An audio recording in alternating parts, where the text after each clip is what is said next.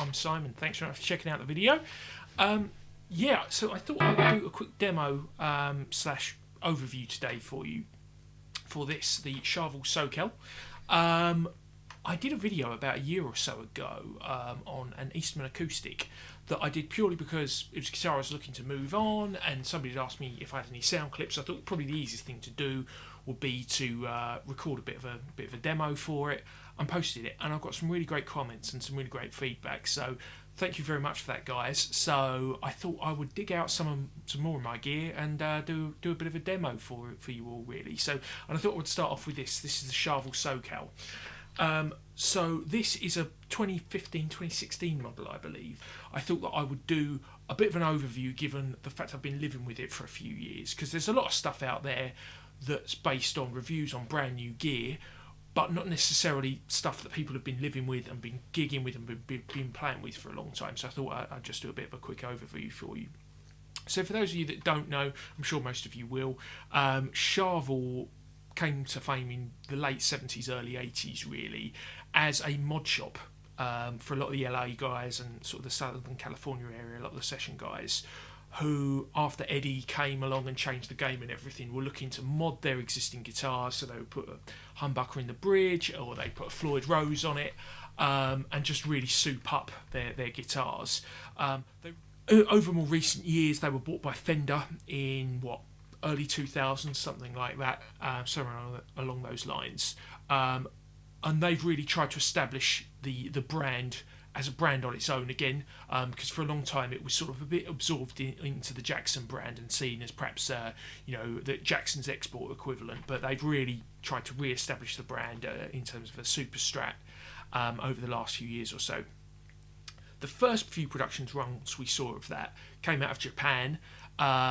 Great quality from that factory. But over the last few years or so, they've been made in the Mexican factory, which is where this was built, Fender's Mexican factory. In terms of the setup of the guitar, it's exactly what you'd expect from a Super Strat, really. Twin humbuckers, single volume pot, Floyd Rose, that's it. It's not got lots of coil splits, lots of different configurations going on. It's a straight up rock machine. I'm very much a believer that certain guitars make you want to play a certain way, and this one certainly made me do that. You'll probably tell from the demo track. I hope I didn't get too carried away with the 80s thing.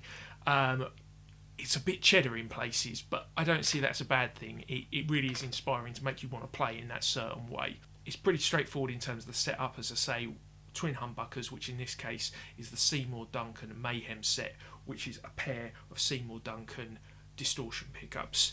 I did, when I first got the guitar, try and make it a little bit closer to the Japanese spec in terms of putting some Damasios on it, because that was what was featured on the So Cal when it first came back into the line a few years back.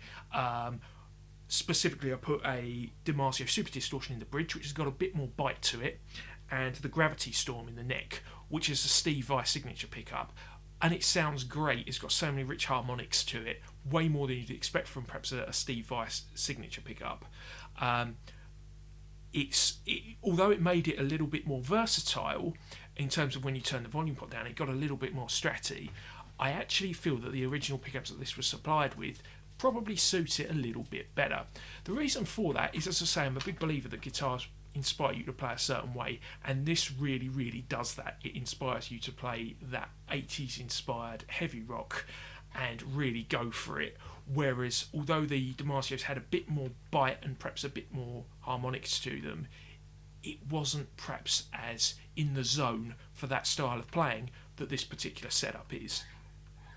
So in terms of the other components, it's got a Floyd Rose original on it, which I always feel is well worth the extra money over what you might pay for a licensed version of it. Even the Floyd Rose Special, really. I mean, you can give this a lot of welly, really.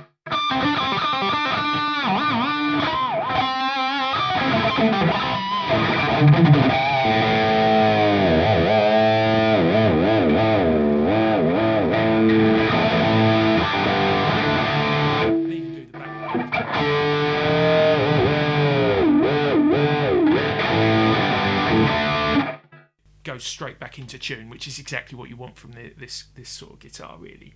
So as I say, it's not perhaps the most versatile guitar, so as a result I haven't necessarily taken it out gigging with me that much.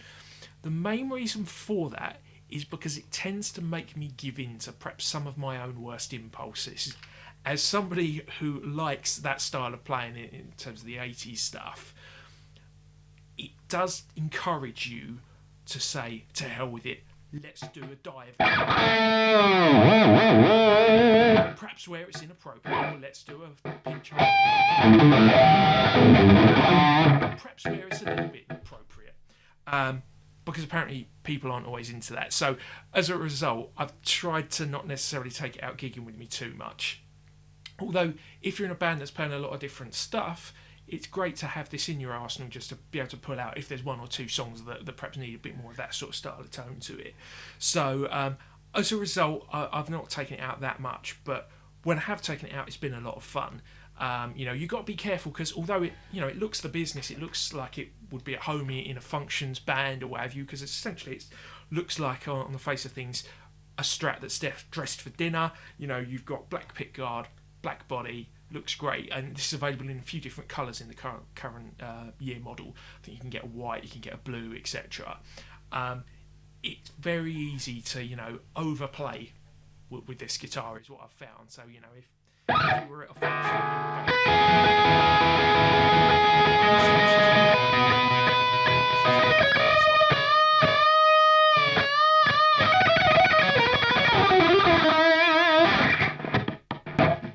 not everybody's into that, and sometimes you get filthy looks from your band, but do you know what, it's a fun guitar that doesn't want to be all things to all men, is very focused on what it is. In terms of the build quality, largely I'm very, very impressed with it. They make some great stuff out of the Mexican factory. So the edges of the fingerboard are really well rolled on this. A lot of the detailing is very well done. The only slight thing that I had that was a little bit unusual was that at some point the skunk stripe popped out proud. Now, it's really easy fix. It just popped right back in and you can't really feel it. And if you took a bit of sandpaper to the back of it, you're never going to notice. So I tried to get a couple of different tones on the demo track that I did, just to try and show off the range of tones, really. So the main guitars that were on there are using the Friedman Pink Taco, but I've also used as more of a reference tone Marshall JCM 800 1C, which is a 1 watt version of the JCM 800 with a tube screamer in front of it, which is obviously a tone that most people will be familiar with. So what I found with this guitar was that it sounded at its best really when the volume was full up. I tend to play with single channel amps and I tend to ride the volume a lot, and some of the best tones I always find are where the volume's down part of the way. Now, I didn't find that it was sounding that great, to be honest, when it was sort of up part of the way. I found it best to just turn it right the way. It wasn't a very inspiring tone, particularly on the neck pickup there. I think it just suits the character of the guitar to just be all or nothing, really. So yeah, it's a great fun guitar, really well built, and excellent value for money as well. It's perhaps not going to be most people's main guitar, but it's certainly something in your collection to have, to pull out if you want to play something that's a bit more over the top, say, and really wants you make you play in a different way. I really would recommend it. I'm going to do a few more demos and stuff for you for some of the gear I've got, and just some overview videos and things like that. One of the key things that I'm keen to get across is gear within the context of a band.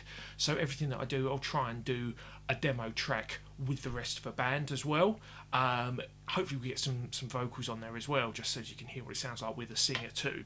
So the other thing that hopefully will come across with a lot of the videos that I'm doing is that I'm by no means an extraordinary guitar player, and there's a lot of reviews out and demos out there of guys who are just phenomenal players, which is great because it lets you know what the gear can sound like if you've got an amazing player on it. But hopefully this will be nice and accessible for people, because I like to think of myself as a bit of an everyman guitar player. You know, I'm never going to be playing arenas or stadiums. You know, I'm probably less Royal Albert Hall and more Queen Vic. So hopefully that's quite accessible for people, and I'm playing at a standard that most people will be able to get towards with a bit of practice. So it gives you a bit more of an idea on what the gear is going to sound like realistically. If you're somebody like me who loves to play and loves to sort of, you know, hear great tones, but you know, we're not going to be playing stadiums anytime soon or anything like that really. So yeah, I've got a load more content planned coming up. So thanks very much for checking out the video. Hope it gives you a bit of an idea on what it sounds like. Don't forget to like, share, subscribe, but you guys know all of that stuff by now. And I'll see you guys again. Thanks.